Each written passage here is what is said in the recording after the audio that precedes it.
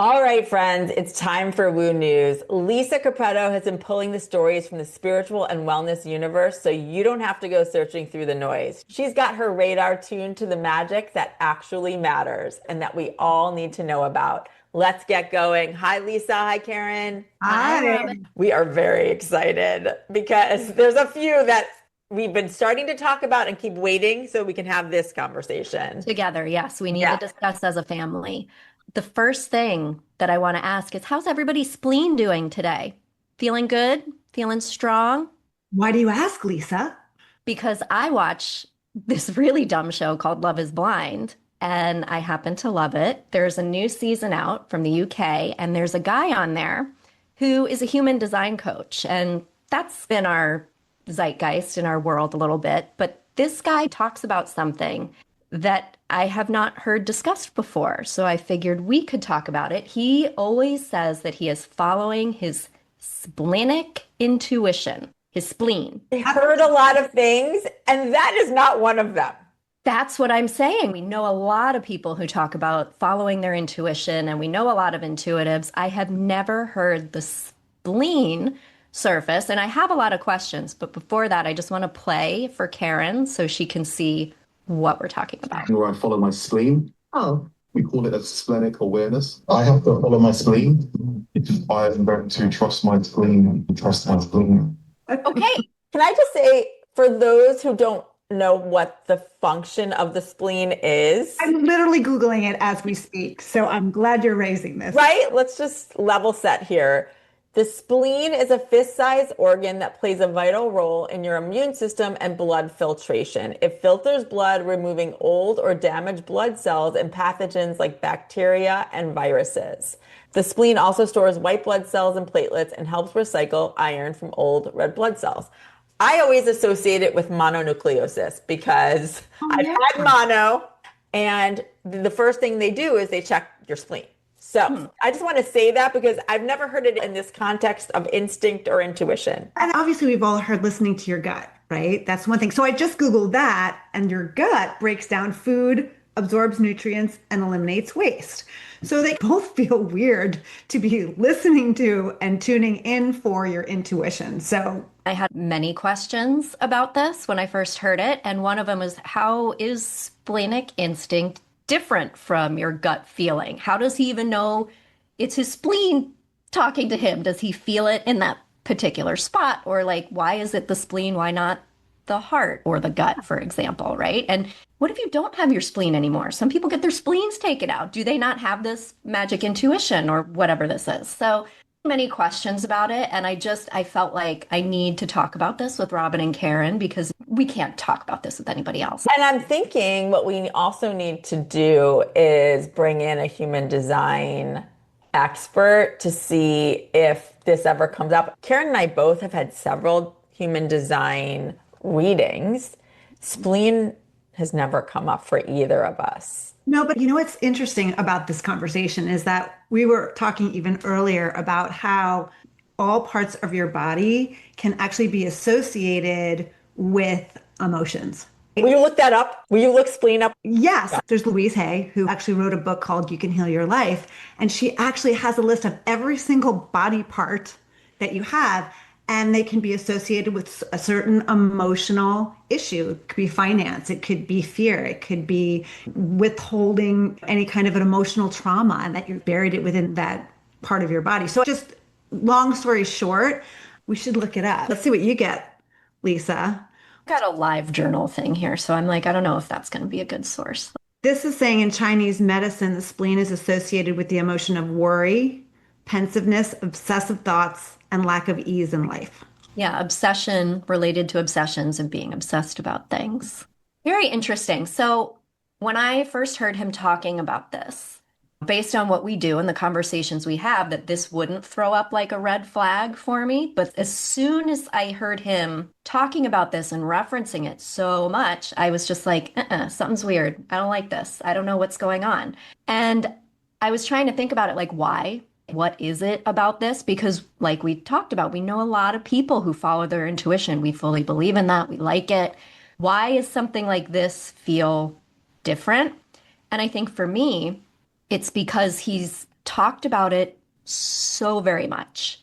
And the reliance on it, when I hear somebody talk about that, it's, are they trying to use intuition as get out of jail free? Oh, no accountability here. I'm just following my intuition. And so it ticks something in me in a way that I'm like, I don't know about this. And I haven't watched beyond 2 episodes. So I have no idea what goes on with this guy and his spleen. I don't know yet. I will find out. So I have to say, Lisa brought this up like a week ago that she'd seen this and heard about it. And so I watched it, and I'm somewhat far into Love is Blind UK, and I highly recommend it because it's awesome for that kind of binging, not getting too deep. So I watched it, and I'm not going to totally give things away, except to say what happens with him, he comes back later in the show. And it's not whether you like him or not. He's had a journey prior to coming on the show, which is what drove him to be a human design coach.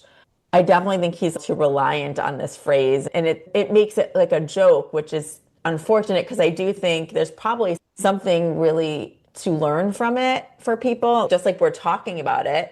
He's using as a hook to get attention. Yes, but I will Right? say what happens later in the show, which I'm impressed with, is that when faced with more drama, he is able to handle it pretty well. You can tell he's done his other kinds of work. It doesn't make him the best person ever or anything. I'm not, but I will say I think the way that he handles himself in situations where there is like screaming or drama or whatever, he's very centered. Actually connect his spleen to human design, or does he just use that as like another phrase instead of listening to my gut or listening to my intuition? He just uses the phrase. Yes, I think that's what I got from it. What I was also really interested in seeing, I was hoping that people would take that and want to understand more about human design or spirituality. And maybe they did off camera or what they didn't showcase. But instead, people really joked about it. And that's what I feel. Yeah. And I even think the word intuition, what was surprising to me that came up, and maybe in the episodes you saw, Lisa, he would say, when I talk about intuition, I mean, for you, that might mean instinct. That's a good way of thinking about it. And people were like, I don't even know what you're talking about. What does this mean? And when it came to intuition, and I thought that was interesting. Very. But I'm really glad that it was brought up. And if nothing else from what we're talking about, go watch Love is Blind UK and think about next time something's bothering you. Maybe there's another meaning. The next article is a little bit related to this. It's not Love is Blind, but it's called, Is Your Woo-Woo Lifestyle Ruining Your Relationship? So I know that none of us follow soccer, but a Manchester United guy is divorcing his wife of a year, something like that. And this Dutch outlet is reporting that part of it has to do with her being super woo and her penchant for posting, quote, exaggerated, speary-weary content on her Instagram, whatever that means. So I was like, that's interesting, especially considering what we just talked about with Love is Blind and the relationship thread. The author who wrote this piece said that this is something that got in the way of her relationships. And she walked through how that happened and the slope of it. So she had started by she was an alcoholic and she had switched out substances for self-help books. And so then she started really visualizing the perfect life. This is the perfect life I want. And she said it ended up like she wasn't present in her actual life, which you can see how that would happen. When you're in it, you do not. But when she steps back from it, it's very a clear line of how all of this happened.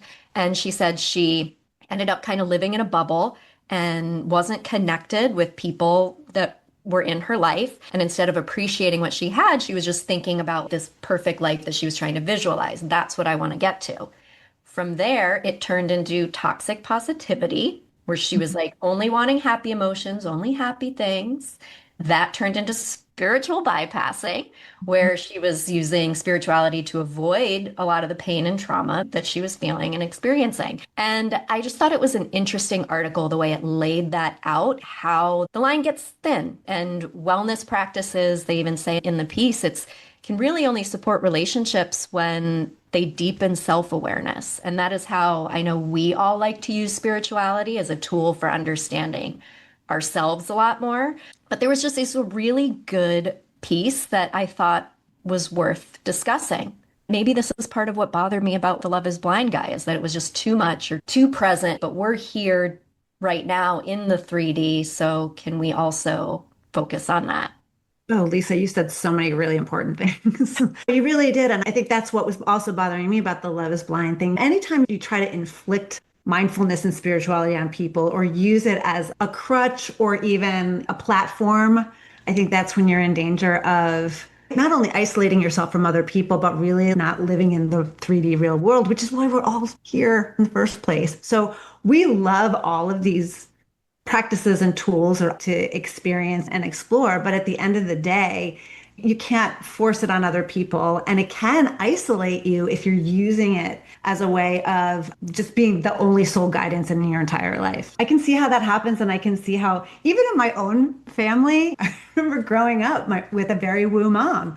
And we all thought she was crazy. And she'd leave notes around the house. And we were like, you do you, mom, and I'll do me. So we all have to have our own journeys. And I think the minute that we try to either force people into our world of woo and beliefs, or we just live so isolated from other people because we don't want to experience anything but this perfect world, then we're not living in our real world and we're not really doing what we're here to do. And I think it speaks to that whole idea of spiritual bypassing, which we've mentioned on Seeking Center in many episodes. We haven't done a full episode on it, but we've definitely touched on it a lot over these years. And that is what you just talked about, Karen, not having a stake in the real world. What we hope to do with Seeking Center is it's that integration, knowing that there is more than we can see and that we have power within ourselves that we can't even see and answers within ourselves. However, we chose to be a human on earth at this time. So you need to be able to experience both. And I can see where if you're not eye to eye on that, and or like someone is trying to just infuse, that can definitely ruin a relationship. Yeah. And there was a quote that I did want to pull from this piece. It says, it can become a socially acceptable way to withdraw from relationships while feeling like you're doing something positive. Oh, Like that just right there is exactly the issue. And you said, Lisa, it's this fine line. And it really is a fine line. It's how do you use these foundations and beliefs? Where can you use things as resources rather than excusing everything or ignoring real life? it's like saying all is well when maybe things aren't. Who was it? Ferris Bueller? And the chaos that's happening around them, like you can't deny that's happening. It can help you balance yourself in crazy situations, but on the other hand, it can also, like you were saying, Robyn, cause you to avoid and not dig in and experience where you really need to. And I'm always thinking about that too. If anybody's ever heard of it, it's not about putting a happy face on an empty gas tank. Like we could just all say that, oh, and that's like pure denial. The idea is like deal with it in the best, most positive way that you can, but don't ignore or avoid. Have faith, but don't ignore. And it doesn't mean you don't deal. You know what I mean? You have to learn how to deal. That's really interesting. That's a really good article. I would be curious though. Wouldn't it be an interesting statistic to see how many relationships are impacted by this? Because I think more and more people are into the woo, are doing these practices.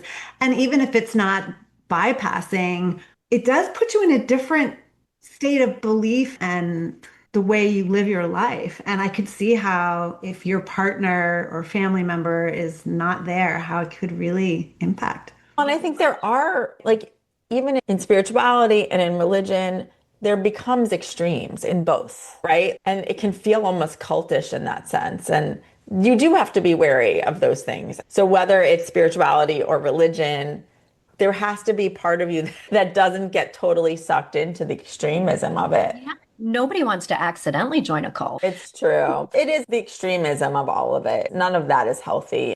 For sure. And I want to stay on the topic of instincts and intuition and bring up an article that you found, Robyn. I'll tell you the title. It says, Your consciousness can jump through time, meaning Gut feelings are memories from the future, scientists say.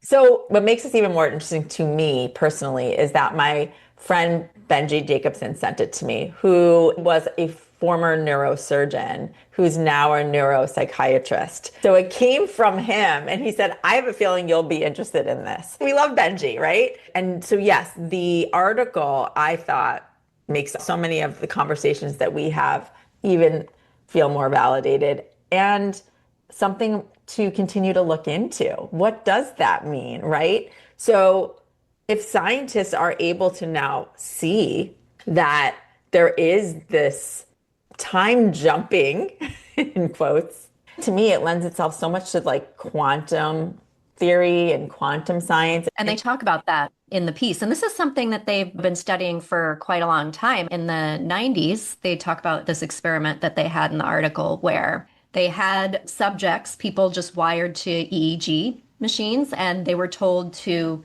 press a button and a random image would show up on a screen in front of them, either a positive image, like a sunrise, or a negative image, like a car crash. And the EEG would gauge the brain activity in the 5 seconds between them pressing the button and the image showing up. So predictions of seeing a positive image, like if you feel like you're going to see a positive image, there was no EEG reaction. But if you felt like you were going to see a negative image, there was a spike in brain activity. So they use this as a statistically significant and statistically reliable scientific study. And the CIA, they say, even declassified their own type of pre-sentiment study in 1995. So this is something that people have definitely been interested in the scientific community, and now obviously a lot more talking about it in the mainstream, which is very cool. I was trying to get my head around what this article was actually about. And it says on an early October night in 1989, a 4-year-old girl was shocked awake by a phone call and a scream. She tiptoed barefoot on the clammy vinyl tile of the hallway. He died in a car accident. Her mother's voice cracked before it shattered. The girl's shiny dark eyes could only stare. From the moment she threw her arms around her father before he boarded his flight for that fateful business trip, she knew she would never see him alive again. So for me, are they trying to say that she had a memory that her father would actually die before he died? Or is it a premonition that she just knew? Or are they both the same thing? Yeah, I guess that's the question, is precognition versus these future memories. I think there's a lot to still sort through. And I feel like it would be really good to talk to the people from this article, these neuroscientists. And I will tell you, I can't remember if I've ever said this before in our conversations or publicly, but the week before my dad died, I was sitting on my couch in my living room, and there was this photo of my dad with my mom that was right near the couch. And when I looked at it that week prior, my dad wasn't in the photo, and it freaked me out. And I remember it. And I remember being really upset by it. And then I looked back a few minutes later and he was there. But I remember I was 12, so it wasn't like I was on anything. I remember looking at it very clearly and feeling this pain, like an emotional gut punch of some sort. When I looked at it, it made me upset. And then a week later, my dad passed away suddenly.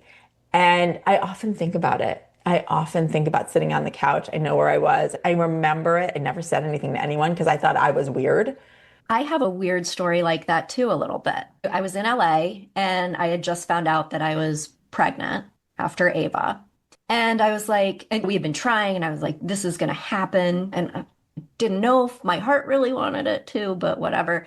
And so I remember looking, I was in the hallway and I looked at this family photo, and it was me, Dave, and Ava, the three of us. And I remember having this feeling of, that's my family. That is, I was like, another one in this picture? Like, I specifically tried, and I was like, I can't. It's blank. I do not see a family of 4. This is weird because I'm pregnant. Obviously, we're going to be a family of 4. And lo and behold, that is not how it worked out. And I think that ultimately higher self Lisa knew, but it was in that moment where I was like, that's so weird. It felt so strong, but I was like, no. I have the chills. I have the chills. I think the fact that we can share those moments, other people are going to remember those moments they thought were like just weird, Maybe that is quantum entanglement. Maybe it was precognition. I think it might have been. I'll share a story too that I literally I remembered it yesterday and I haven't remembered it in years. Was when I was young, we were in the car, we were getting ready to go somewhere, and we always used to get in the car before my parents came out. And we had this little car. My brother was in the front pretending to drive the car as he always did. And somehow he put it in, this was back in the day when you could put it into neutral, and the car rolled back. And the neighbor actually happened to see it and come running out of his house and stop the car right before we literally would have crashed into his car. And I had a dream a couple of days before I had the same exact dream. And so did my brother, because we share that. We were little kids back in the day, but it was like such a traumatic event that I just remember saying to him, I can't believe that you had that dream. And he's like, yeah, I can't believe. He said, I dreamt I did this, and the car went back.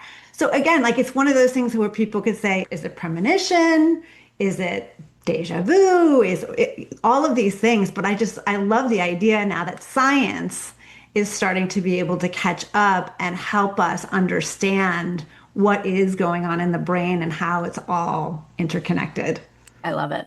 And for those who don't know what an EEG is, I just wanted to explain that it's when you put those nodes on your head and they're connected to a machine to measure your brain waves, just for those who may not know. Yes. Yeah. Thank you for bringing that up. And I'm so glad that Benji, you sent it to me. Thank you, Benji. So something else that's fascinating, but is certainly more out there on the woo-woo scale is, have you ever heard of a cheese psychic? I haven't. No. It's a thing. And I read an article about somebody who went to a cheese psychic. It has an actual name. I don't know if I'm pronouncing this right. Tyromancy. I don't know how to say it. Cheese-based divination. So wild to me.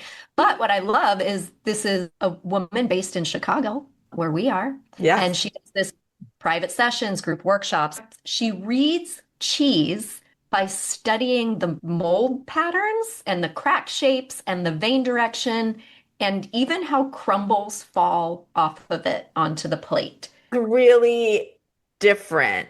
Her name's Jennifer Billock, and she is a Chicago-based journalist we may have to reach out to. You know, we are open to all. And they're different cheeses. So the way it works is apparently she tells you to go pick 4 cheeses or whatever. So you just go out to your grocery store and you just pick whichever 4 cheeses are speaking to you, and then you send her labeled photos and she reads what's in the cheese. Article, this person was like, damn if it wasn't accurate and specific. Wow. And it's been around since the 2nd century. It's not like she just made it up for fun. Exactly. In a way, I can see it similar to how people read tea leaves.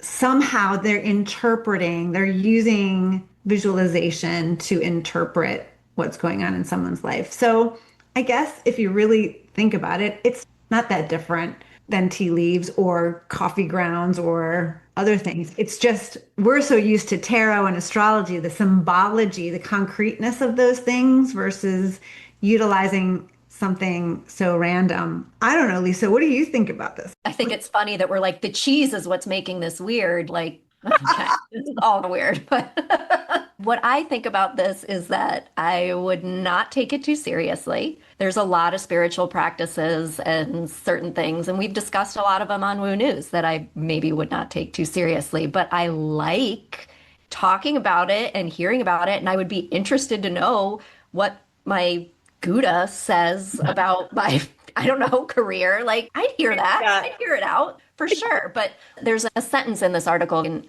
the writer says, look, I'm not saying cheese is psychic. I'm saying cheese might be a surprisingly effective mirror. And I think that's what a lot of these tools do for us. Going back to what we talked about earlier about spirituality being a tool of self-awareness. If this is a tool of self-awareness that you find validation in, great. Another form of tarot. Sure. It is. It's a way of using your intuition again to tap into someone. It's the same thing. What do you guys call it when you have an art, like a piece of jewelry? What is that called? A psychometry? Psychometry. That's actually a practice where if you have your grandmother's ring, for example, an intuitive reader can actually tune into your grandmother. In a way, it's a tool, albeit a very strange and odd. Potentially smelly, but yes. Yeah, Depending on the cheese you pick, I guess that's up to you. I don't Yeah, know. So, that's a good one. it's a great one. I love this one. we're going to get a little bit creepy and we're going to talk about the Annabelle doll. This is the perfect one to end this episode with because wow. Can you explain a little bit? Have you guys ever seen the Conjuring movies? I have Yes. not at all, ever. So these films are basically inspired by hauntings investigated by this couple, the Warrens.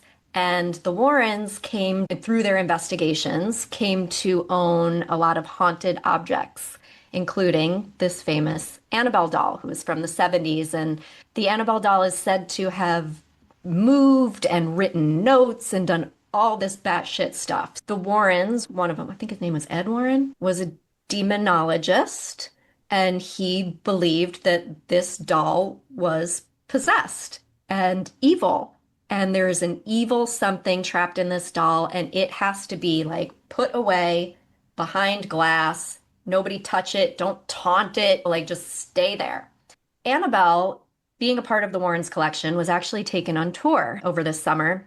And while being on tour for the paranormal investigator from the Warrens Society that they founded, this guy, Dan Rivera, passed away while on tour. So with Annabelle, and there was a lot of articles written about it. Did Annabelle do this? Is this doll really cursed, evil, blah, blah, blah, blah.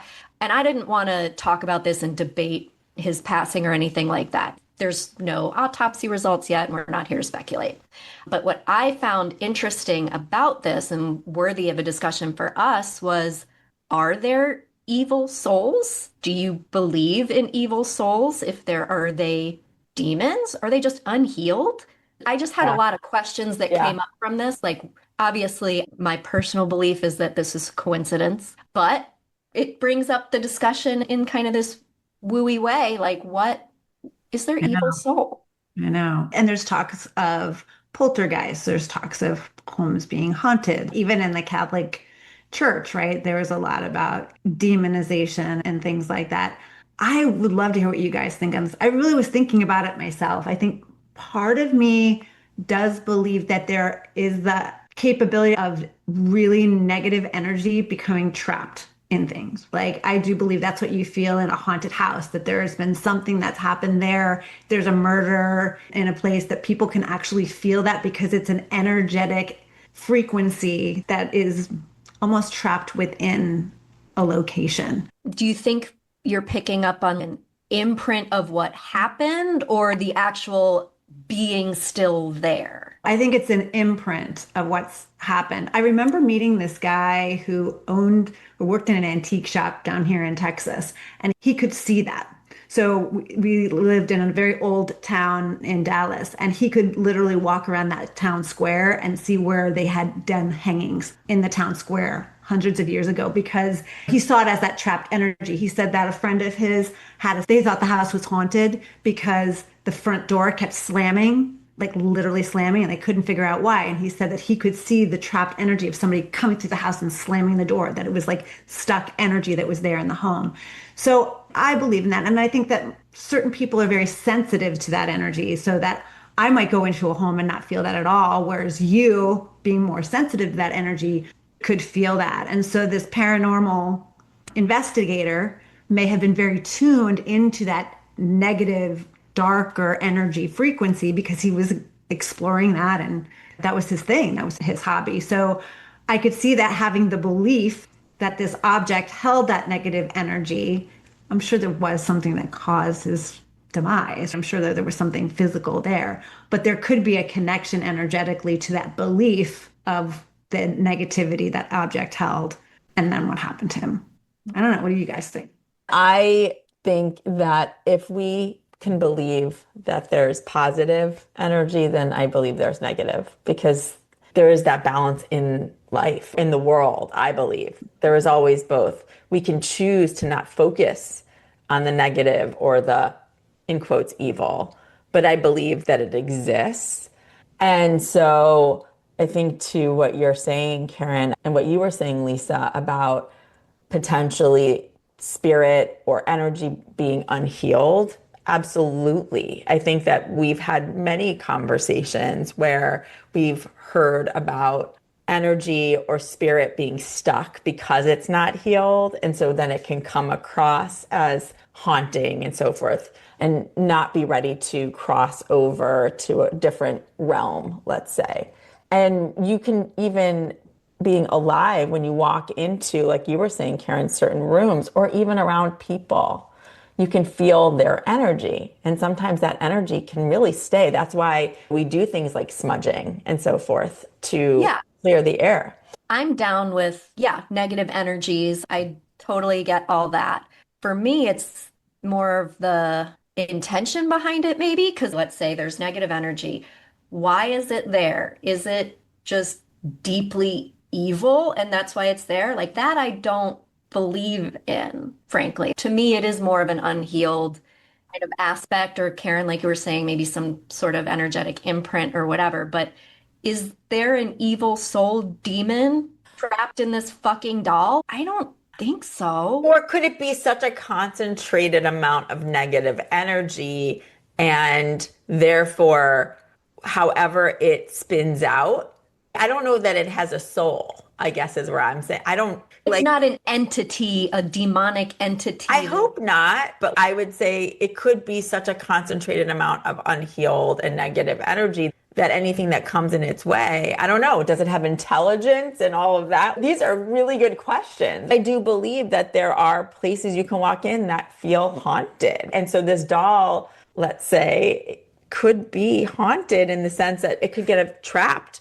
Like, I think we think about how we are such powerful beings and we have energy within us, energy all around us. And when we think of like witches, let's say, and how you can use spells, which we've talked about together and on the podcast. And we're so focused on the good. We're so focused on the transformation. Could people manipulate negative energy? I think there's so much to it. It's like in that doll, for example, the people who went to that, I don't know, display, the people who actually went to see this doll probably had this belief that the doll was evil. So therefore, if you believe it's evil, then that becomes a reality. It's what you believe. And you get around enough people that are believing in the evil, then that becomes real in a sense in their reality. I was thinking as you guys were talking about, one of the questions I always had was around this whole exorcism stuff. All these movies that we've seen, right? There's a lot of movies, and so there must be a lot of people fearing or wondering about this too. And as you guys were talking, I'm thinking, of course there is, like this whole exorcism thing. It's giving away your power of belief. So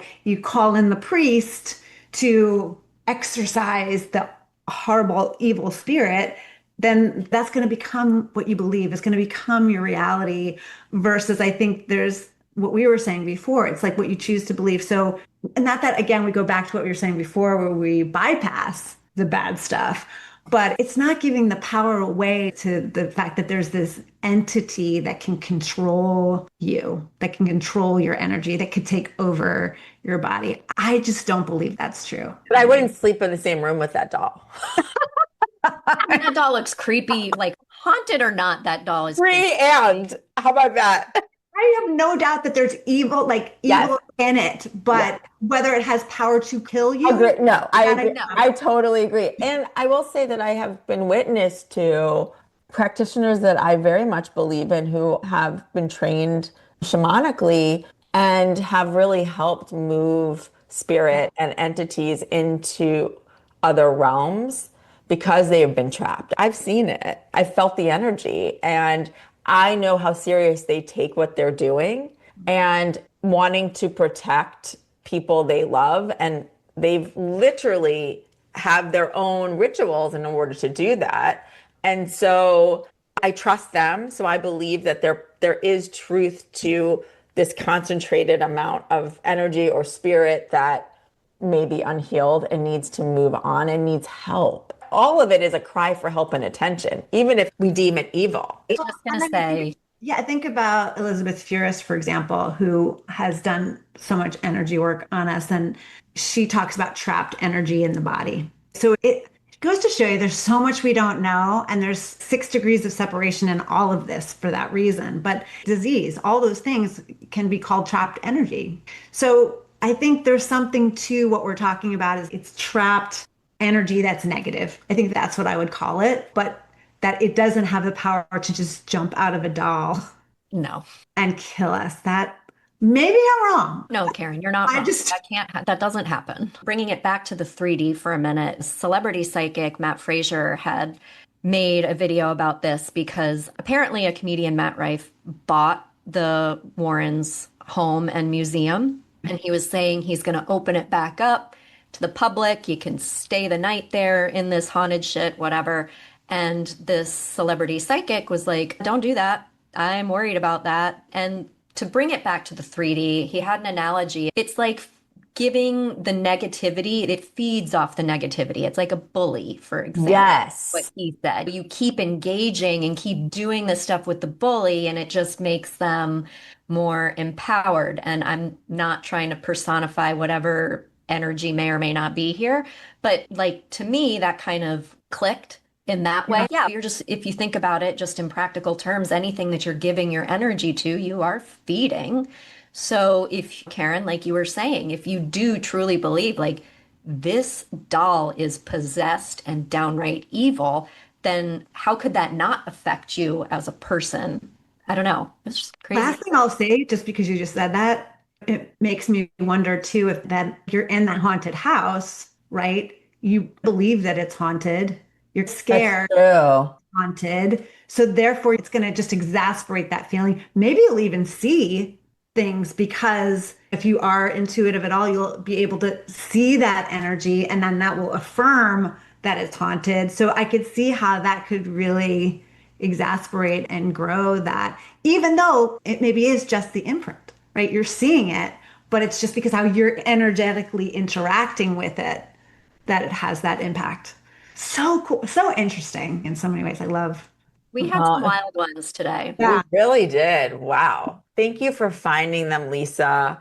And thank you all for listening and being interested like we are. We're going to continue to do these because there are so many different aspects of woo that we love to explore together and with all of you. So thank you. And you'll find all of these links in the show notes. And we'll be back with more soon. Thank you guys. Thanks, Robyn.